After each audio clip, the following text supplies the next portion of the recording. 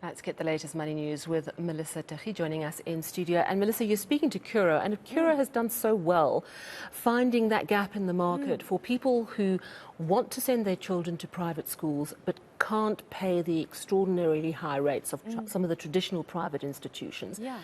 Does that trajectory continue? It looks that way. They saw a 34% jump in earnings. So it's really such a success story. And it's also their 25th year this year. So it's interesting just to see how far they've come. But let's speak now to the CEO, Cobus Loubser, on this. Cobus, thank you so much for joining us. Yeah, like I said earlier, Curro reported a 34% jump in their earnings. What is this attributed to? I think we're celebrating 25 years of Curro, and I think particularly in the last 6 months, I think we did quite well operationally to turn a 3% increase in our average number of learners into that 36% increase in our recurring headline earnings, and mainly that relates to our ability to push the operating leverage of the business. So we were able to accelerate revenue ahead of the increase in costs, and that's really resulted in this.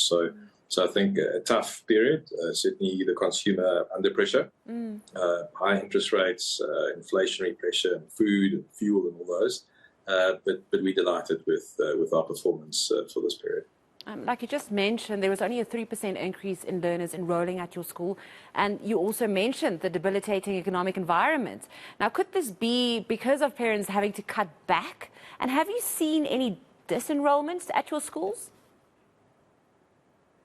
Yeah, I guess the biggest theme, and something that's particularly hard for us as educators, is when we've had to terminate accounts for late or non-payment and overdue accounts. So we've seen a fair amount of that, and certainly our learner growth would have been much higher than the 3% if it wasn't for those terminations. So I guess that's where the economic pressure is really showing up.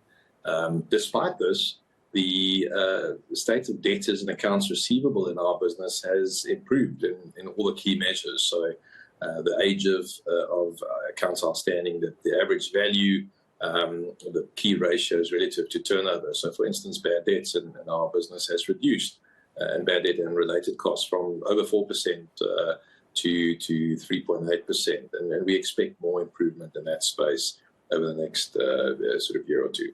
So in your media release, you speak of a 14% rise in tuition fees. So I'm assuming, is this the monthly fees? And if it is it fair in these times to charge 14% extra? So it's a really important question because, of course, the fee increase to parents is not 14%. So the total tuition fees increased by 14%. And if you unpack that, the base fee increase across our portfolio was about 8% at the beginning of this year. And so the increase between 8 and 14% relates to really the increase in the number of learners in our like-for-like business, and the addition of schools over and above that. So the base kind of an increase was about 2% or so above inflation. Okay, that's great news. So this year is your 25th year. Congratulations once again. What do you see as the current challenges to quality education in South Africa, and not just in the private school setup? Look, I think it's difficult to always comment on other people's kind of performance, and I think certainly if you have to appreciate that most learners in South Africa are still attending public schools where government is under pressure fiscally, and also through rapid urbanization, there's pressure on the number of facilities, and that in turn exerts pressure on the number of learners that is in a classroom, which in turn puts pressure on the kind of quality and the education outcome. Having said that, there are hundreds of thousands of teachers in South Africa who are very dedicated and committed to their learners' kind of development and potential. So I think in our space, it's tough out there economically for many people. And I think if you get beyond the economics and you get beyond private versus public, the real challenge is about how we prepare learners for the future. How do we get them to be ready for the technology and the digital age that they're entering as young adults? And I think that's an area that certainly in Curro we're very passionate about, and we spend a lot of time in our curriculum on that to try and prepare learners for that future. So that's, I guess, at a kind of a really qualitative level, a key issue. And touching on that, the future, what are the opportunities in our schooling system and specifically at Curro? I think for starters, we've got space in our business for about just over 100,000 learners, and currently we have 72,000. So we have much capacity available in our existing operations to support more learners.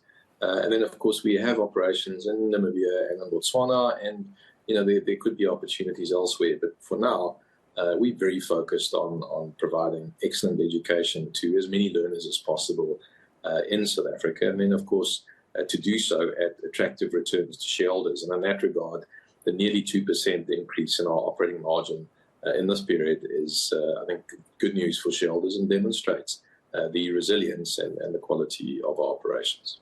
Thank you so much for your time tonight, Cobus. That was Cobus Loubser, the CEO of Curro Holdings.